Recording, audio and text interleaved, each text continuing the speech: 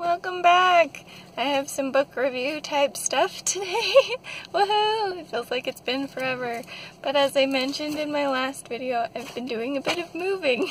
So life's been just kind of busy and crazy, which is a part of the story that comes into one of the books that I want to talk about today.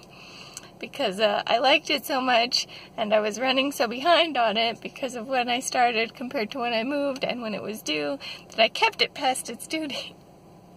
But here we are. So, to hop right into things, that book would be Daughters of Jubilation.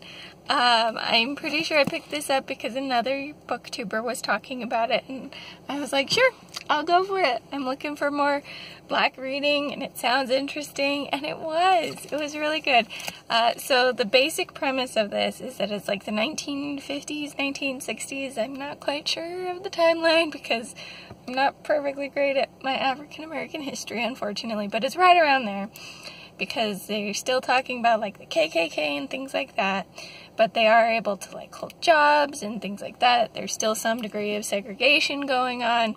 I think it might be right around when they were trying to abolish segregation is kind of what it felt like. So that's 1950s, 1960s, somewhere right in there. Anyways, what it is all about, the Daughters of Jubilation are black women from like slave lines, and then Jubilation is what they call their magic that they have. So our main character of the story, Evie, has this jubilation magic, and so the story is her kind of coming into her own with her magical powers, trying to figure all of that out, kind of having to deal with some racist people because of the time period that she's living in, and also kind of what her magic's for.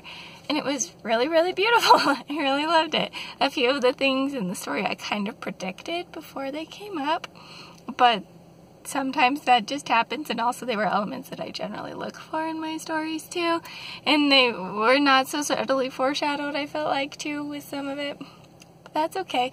I didn't expect the very, very ending, so there you go, for whatever that's worth. But it was a really fun book. I'm really glad I picked it up. I'm kind of curious if this would fall into that category that maybe even is its own genre that's called black girl magic. I feel like that's a thing that I've heard people say, but it was really fun. I kind of hope there's a sequel because I'd love to read more about it. It kind of implies that she's got a future line that'll happen, and I'd be curious to see kind of the stories throughout the ages of all the Daughters of Jubilation. Or if there was like a prequel type thing, that would also be cool because her grandma's story would have been really interesting too, I think. But anyways, I really loved this one. If you're looking for a fun magical girl kind of book, pick this one up. Next up is a little bit of a different vein. I have The Interpreter of Maladies by Jhumpra Lahiri. I'm sorry, I probably pronounced the name incorrectly, but that's what this is. This was a short story anthology. I was really hoping to be able to read all of it, but it's due, and I can't keep it because I can't have everything go overdue and be late, and I did at least read some of this. I read 2, maybe 3 of the short stories out of this, and they were really good, and I really enjoyed them. I really loved them, and since I didn't finish it, I will probably be picking this up again because I am a big short story fan, and I want to keep on reading more short stories. And I really liked this author's style, and I'd love to read more of their stuff. So that's my thoughts on that one. This one, the author is from London, but she's written a lot of stuff in like Italian and things, which is where like the foreword of this book comes from, is the person who did the foreword had found an Italian version of it first. So that's really fun. I believe she's technically Indian or Pakistani, somewhere from right around that region. The stories took place in India, so probably Indian. So it was kind of cool to get some of the, like, what's the word I want?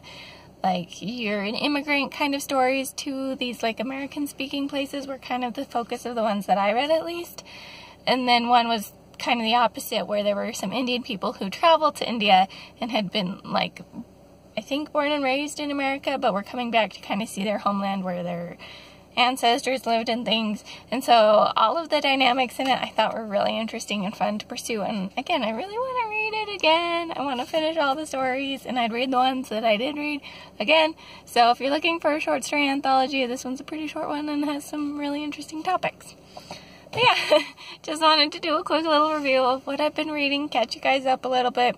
Since I've been so busy with moving and stuff, I haven't had as much time to just do videos and talk about books, and it feels really good to be back even in this small capacity.